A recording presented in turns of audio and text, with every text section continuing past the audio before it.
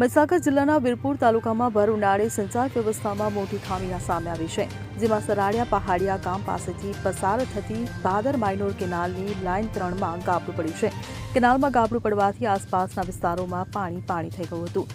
આ ગાબડાને કારણે કેનાલનું પાણી આસપાસના ખેતરોમાં ફરી વળ્યું હતું, જેને પરિણામે ખેડૂતોના તૈયાર થયેલા પાકને નુકસાન પહોંચ્યું છે.